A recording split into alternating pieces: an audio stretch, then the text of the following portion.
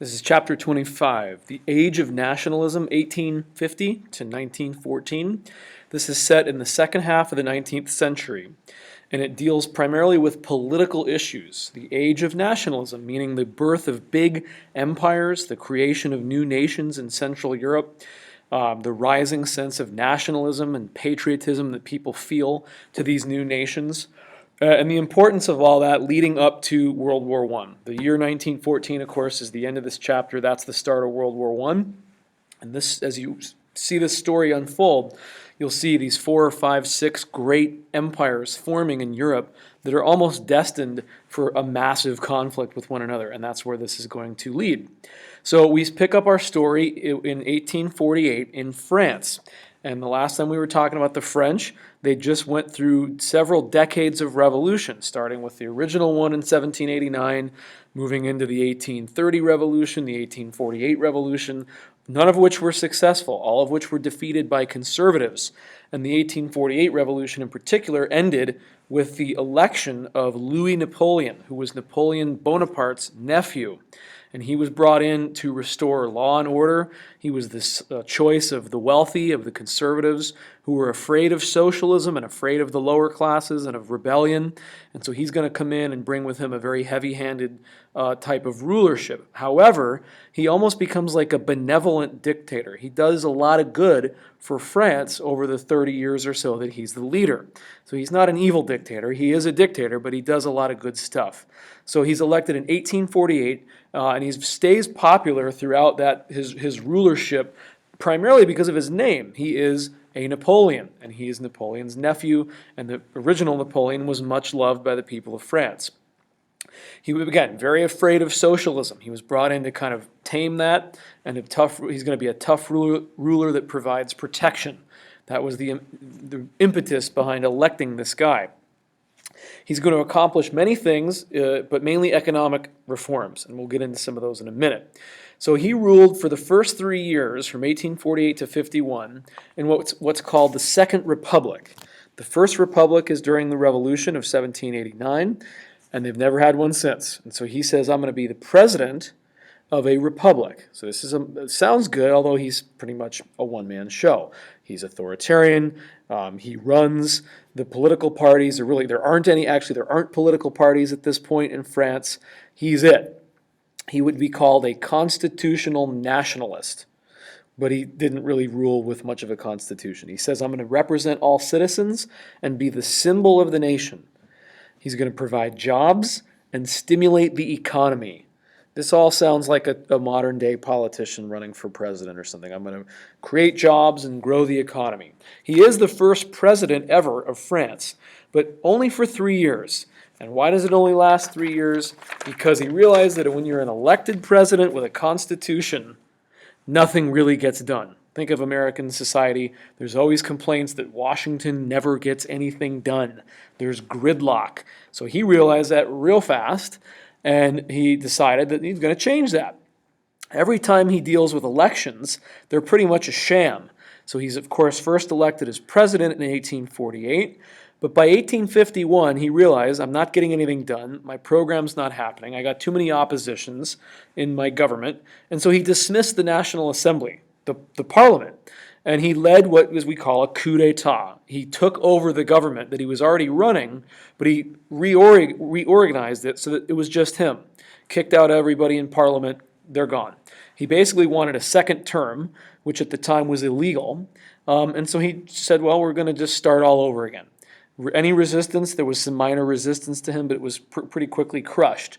And the way he makes this all legitimate is that he restores universal male suffrage, which is the right of all men to vote. So he basically says, I'm no longer the president, I'm going to be the emperor of France. Dismissed the parliament, dismissed the constitution, but then gave every man in France the right to vote. And he quickly held what's called a plebiscite, which is an election. But it's not between two people. It's yes or no to me. And everybody voted yes. 90% of the men in France voted yes to make Louis Napoleon the emperor for life. Upon hearing the results of that, which is most likely completely a sham, and it was rigged, and anyone that voted no, who knows what happened. So it's not a real election. But it sure looks good. He immediately changed his name to Napoleon III. So I'm not going to be Louis Napoleon anymore. That sounds too much like a president. I got to be an emperor. And an emperor has to have a title. Napoleon III. Napoleon II was Napoleon's son who didn't live past childhood. So out of respect for that, he'll be Napoleon III. And he begins, like I said, sort of a benevolent dictatorship in France. It changes titles now. So now we've gone from the Second Republic, led by Louis Napoleon, to the Second Empire, led by Napoleon III, same country, same guy, and this is going to go for almost 20 more years. He is going to achieve a lot of things, mainly economic. Banks are established, railroads are built. Remember the rebuilding of Paris? That happens right here. Now that he doesn't have to stand for election anymore, he can start issuing orders without fear of losing elections and becoming unpopular because he's going to rule for life. So he demolishes central Paris with the help of Baron Haussmann, and they reconstructed it. It's pretty good. And when you have all the power, you can do as many good things as you want. He actually got some support from workers over this 20-year period by giving them the right to form unions and to strike. So he's sort of friendly toward the socialist movement. Again, because he's a dictator, he can kind of be nice to people that he wants to be. So he's not a bad dictator. Here are the bad things, though. He restricted and controlled the elections, which there really weren't any. If there were, he would be the one that put the candidates and supplied them. There was coercion. So he's manipulating everything top to bottom. And he has this really strong sense of nationalism, that the country is mine, I must represent it, I must do good for it, but I am the state. So you know what? Sounds a lot like Louis XIV. I am the state. This guy obviously maybe a little bit more normal, a little bit more modern. By the 1860s, so about 10, 12 years in, there was some degree of protest because, what happened to liberty, equality, and brotherhood?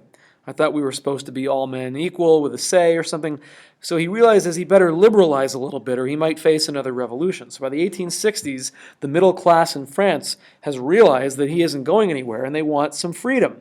So he responds to public opinion, Napoleon III, and he modernizes a little bit. He changes over time. You want to write that down. He grants people a little bit more electoral freedom, and he writes a new constitution and approves it by 1870 that was going to allow for full democracy, which is full voting rights for people where they choose the leaders. But it never quite materialized because there's going to be a big war in 1870 between France and Germany, and they're going to throw Napoleon III out, and he's not going to live to see this new constitution really happen. So again, 20 years or so of this guy as the leader of France, being a very proud leader, building up a sense of nationalism among people, renovating the cities, economic development, and slow liberalization. That's the French. Story number 2, Italy. So again, the age of nationalism. It's about countries coming together around a cause or being created. And we're going to here, for the first time, see the nation of Italy on the map. This story takes place between about 1848 and 1870. The name for this period in Italian is the word risorgimento, resurgence. It means we're coming back. Italy's on the rise. And basically what happens is there's a series of political leaders in Italy, or the Italian states that we call them, that are inspired by the success of Napoleon III in France to develop a very strong centralized nation. Now Italy, as you know from going way back to the Renaissance, is not a nation. It's a series of city-states, and it's been that way for 500 years. Here's a map that you can look at.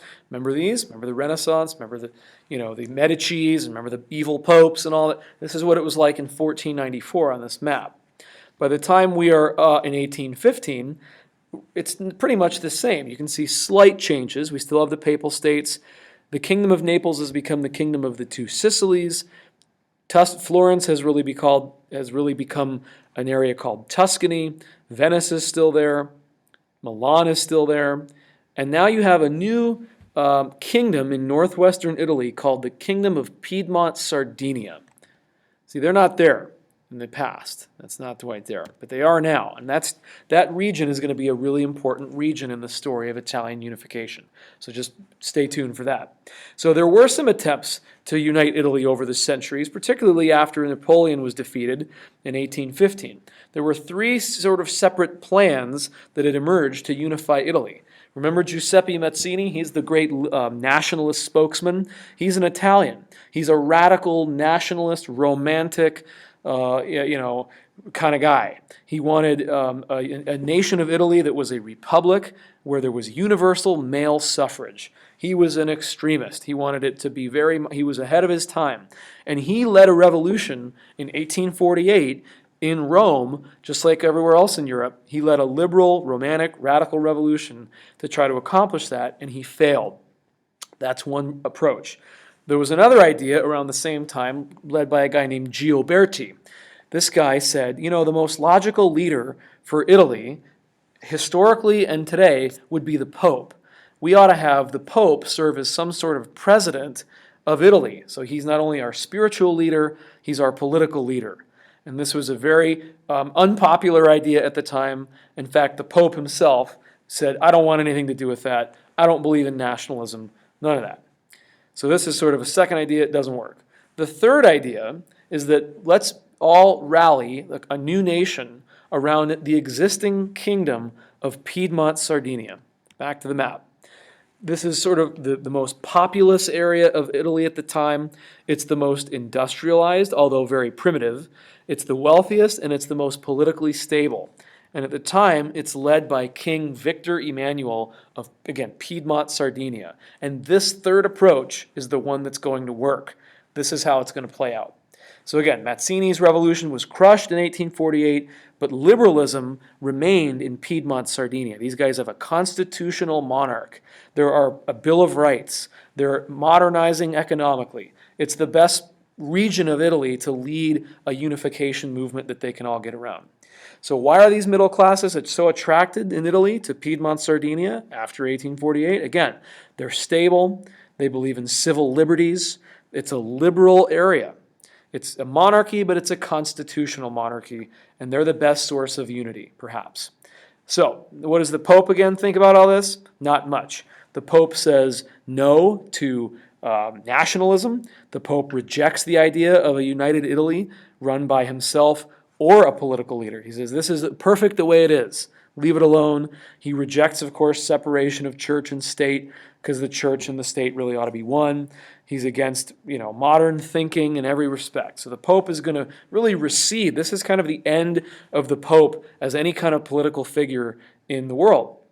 The Pope becomes primarily spiritually oriented at this point, and after centuries of being political figures as well. The Pope had his chance. He probably could have been offered the leadership of the new nation, but he rejected it, and it sort of solidifies the end of the papacy as a political thing. All right, so let's get to the actual story. It starts with, here's the architect. Every one of these stories has kind of the brains behind it. The chief architect, and this is this guy named Camillo di Cavour. He's the prime minister of Piedmont, Sardinia. He works for Victor Emmanuel, the king. This guy's kind of a minor nobility of his own background. He's a nobleman. He's a count, but he's a liberal. He sort of becomes a liberal over the years of his life, where he believes in classical liberalism, economic freedom, a Bill of Rights, a constitution, and political stability. So he says, our goal at first is to unify only northern Italy. Let's get everybody around us, part of us, like maybe Lombardy, Parma, Venice, Modena. That's it. Let's just create a larger Piedmont, Sardinia. So it's very limited ambitions at first. And how are we going to do that? Well, if you look at the map, some of these places are run by other countries. So like Lombardy and Venice at the time, let me get the better map here. Here we go. Lombardy and Venice are actually currently ruled by Austria. So that's not going to work. We got to get the Austrians out of northern Italy to make it Italy. So he needs some help. The Piedmont army is not strong enough. So Cavour arranges an alliance with Napoleon III from France. He said, we'll work together. You help us militarily kick out Austria from Venice and Lombardy. And in return, you will get Nice and Savoy, which are on this map, western blue parts on the west. These are French-speaking areas, sort of, and so we'll give you some territory for helping us get ours. So that was the trade that they're going to make. And that's how they do it. That's how it plays out. Napoleon III says, sure, I'm in for Nice and Savoy. So they fight a couple of battles out here. They're marked Solferino and magenta, and the weak Austrian Empire, as we know, is quickly defeated, and these two areas are added to Piedmont, Sardinia. So what you have now is the Kingdom of Northern Italy. By 1859, Northern Italy is starting to take shape. Now look at Parma, Modena, Romagna, Tuscany. Liberal people in those areas, nationalists, hear about these new regions coming together in Italy, Northern Italy, and they go, we want to be a part of that too.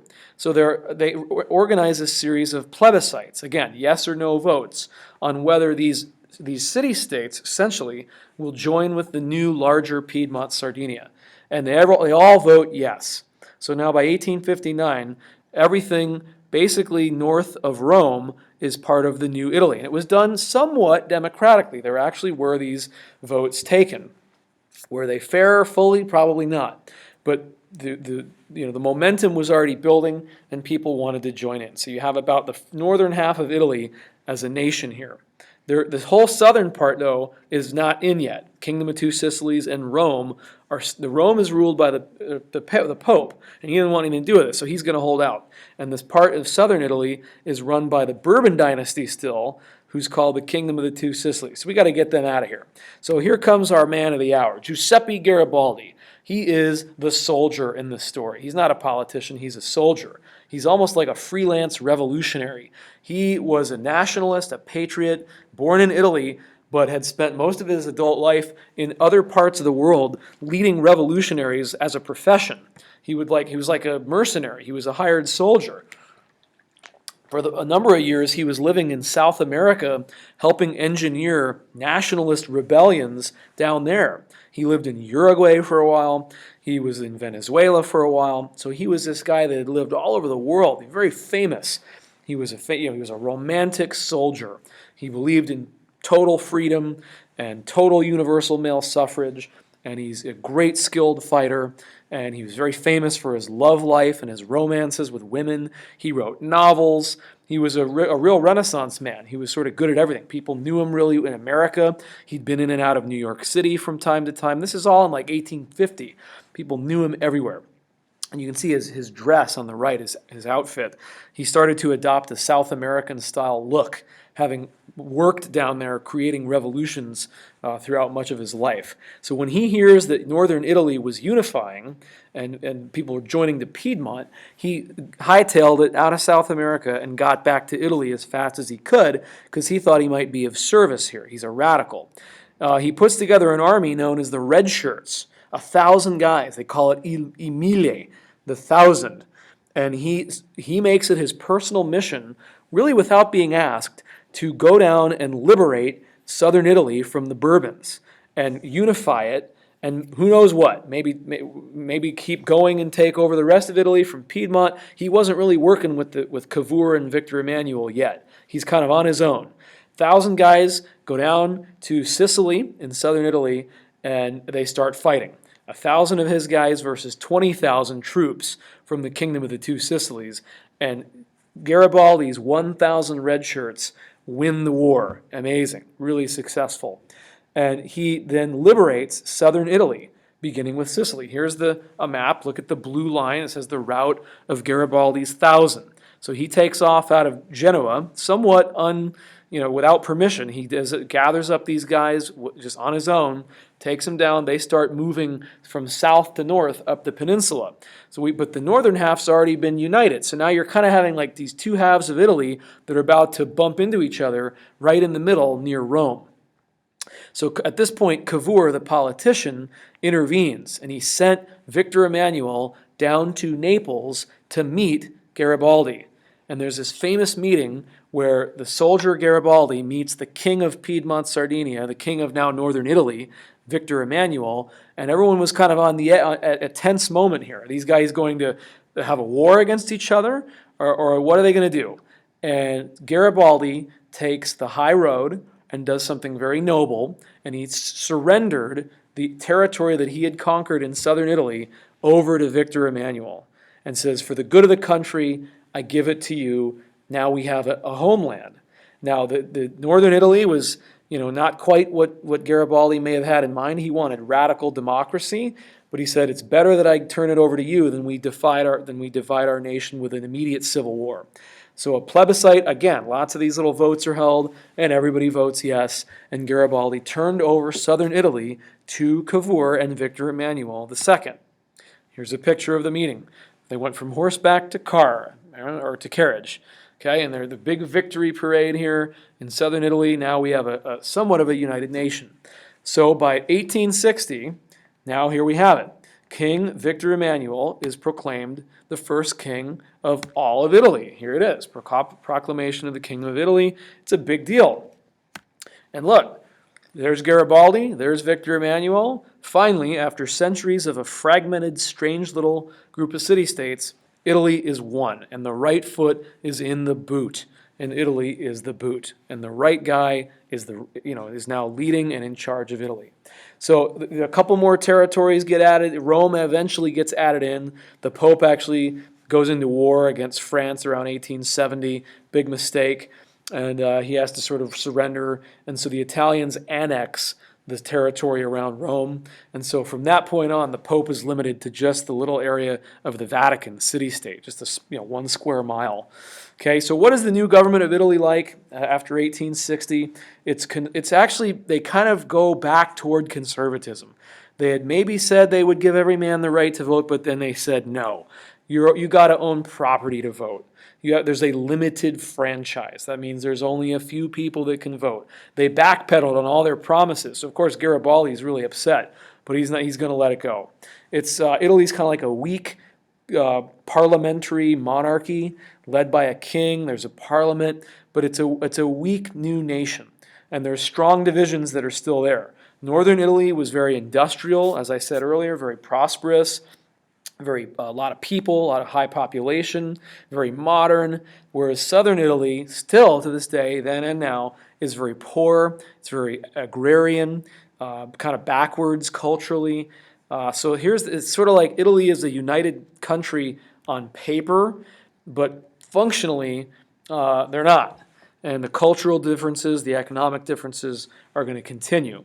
So just kind of know these maps. The whole process took about 10 years. There's a lot of political involvement, and then here comes Garibaldi at the end with the military conquest, and the two unite in the middle of the nation, and that's the story. So it's the age of nationalism. Here comes Italy. The last story is about Germany. So again, same thing. There hasn't been a Germany yet in our class. There's been Prussia, there's been Austria, there's been the Holy Roman Empire, but no Germany. And so look at this map. It's been like this for centuries. So remember, there were 1848 revolutions in Austria and Prussia with the idea that they would create liberal nations, and the revolution in Prussia particularly was about maybe creating a new nation called Germany, and they all failed. So you've got these two empires that are right there, Austria versus Prussia. Who's going to take the lead? It's going to be Prussia. Prussia is the most powerful force militarily. Remember, it goes back to the Fredericks, the guys with their army and their blue boys and their tall soldiers. That militaristic spirit never left. So really where this all starts is through economic agreements. So the Zollverein, which we learned about a couple of chapters ago, that's a free trade zone among all the German states. This was created to try to build up the Industrial Revolution in Germany, in the German states, by keeping out every other country's goods. It worked, and in the process of it working, it actually created some cultural ties between all these people. Hey, I know I'm buying, stuff from that guy a couple cities away. Now we feel like brothers a little bit, and he's buying things from me. So what happens is the political movement for unification in Germany started by them just trading with each other more often. Who was excluded from the Zollverein? Austria. Austria was not a part of that. So again, the impact is that Prussia, who initiated the Zollverein, becomes kind of the leader of this particular area. Now, the king of Prussia at the time is a guy named Kaiser William I, King William I. And he is the guy he's an old man, and he's going to kind of start the push toward let's create an entire nation called Germany. But he has a problem because he has a parliament in Prussia that wasn't really in favor of that at the time.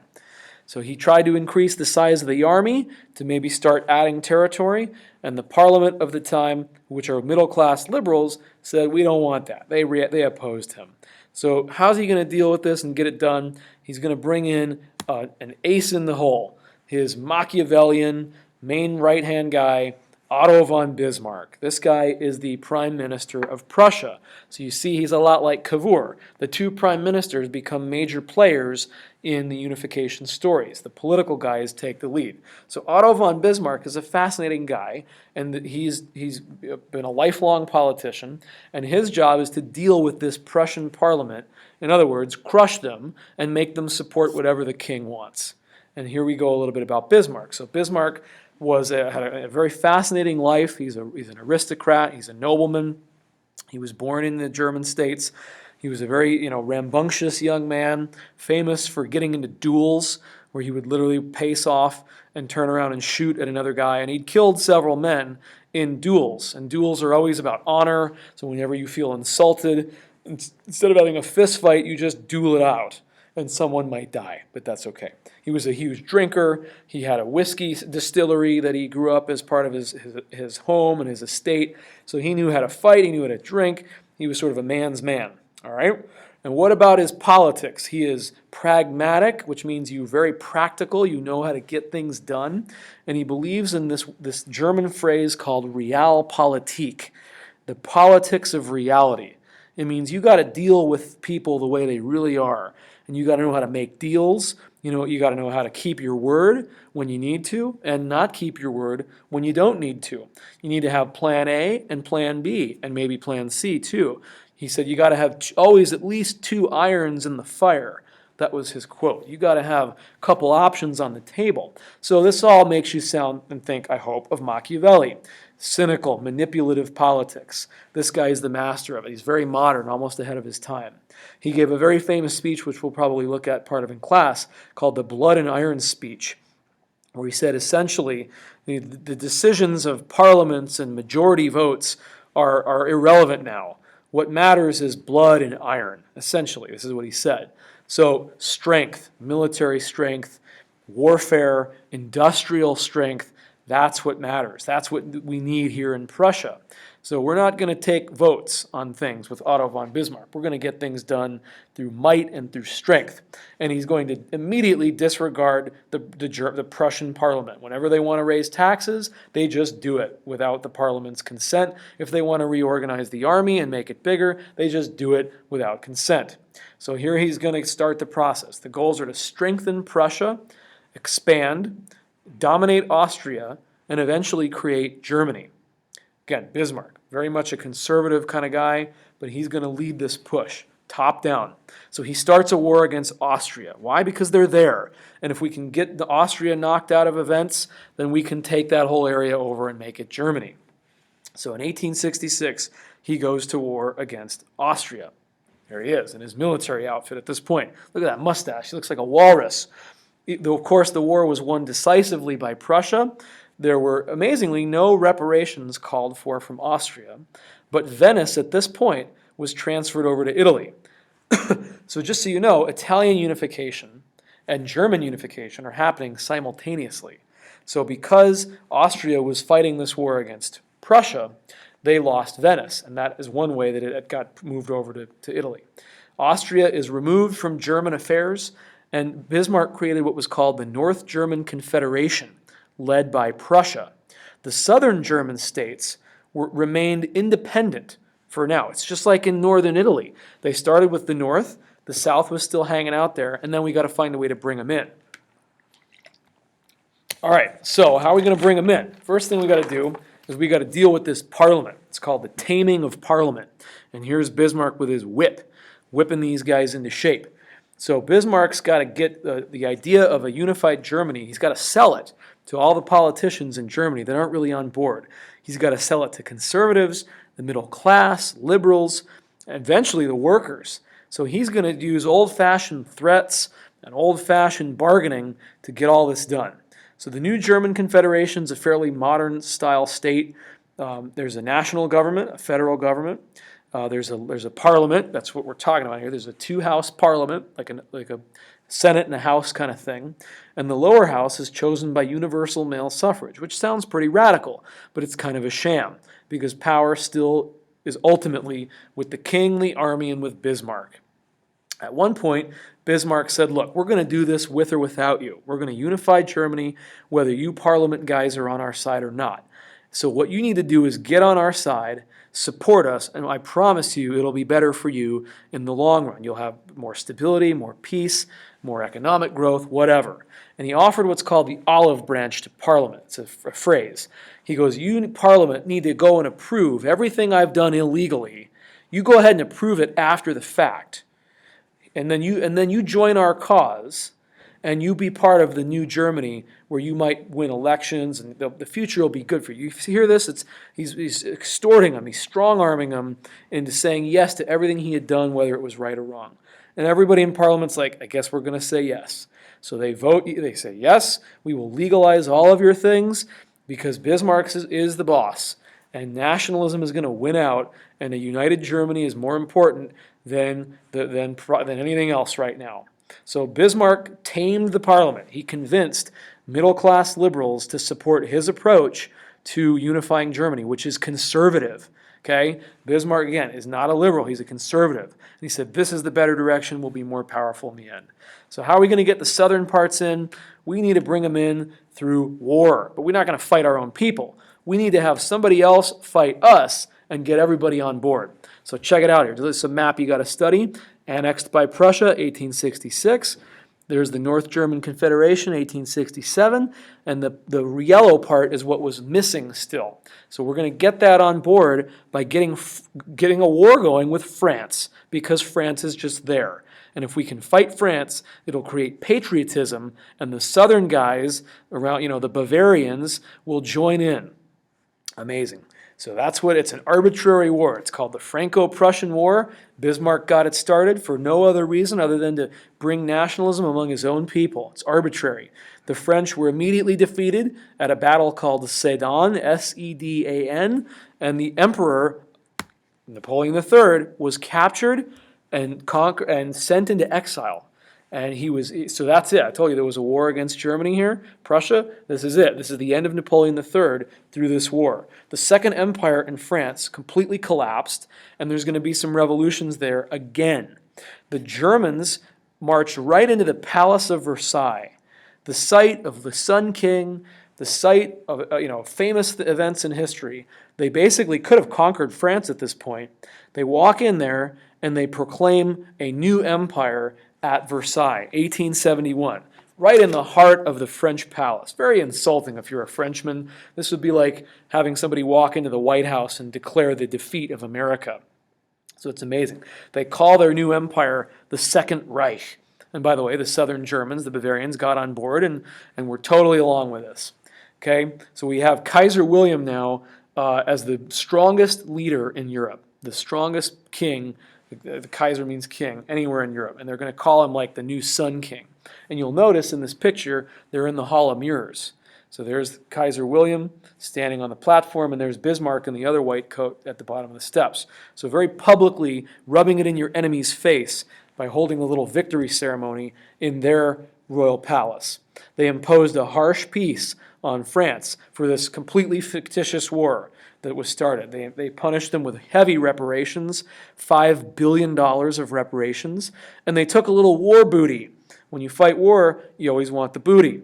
Alsace-Lorraine is a territory of France that gets transferred over to Germany. Look at that. It's on this map, right between Germany and France, little purple area.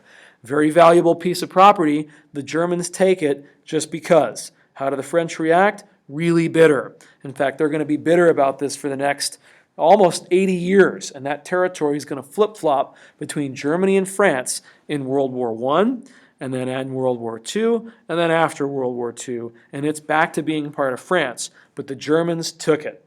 It's a beautiful area right there, a lot of great, farmland and all that, but the Germans just take it.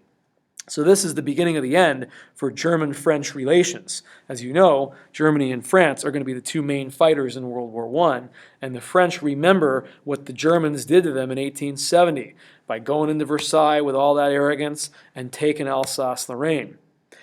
What else? This is the beginning of Germans as a huge empire. Now the German Empire is proclaimed. They call it the Second Reich. The First Reich was the Holy Roman Empire. This is the Second Reich. The Third Reich is Hitler, you know that.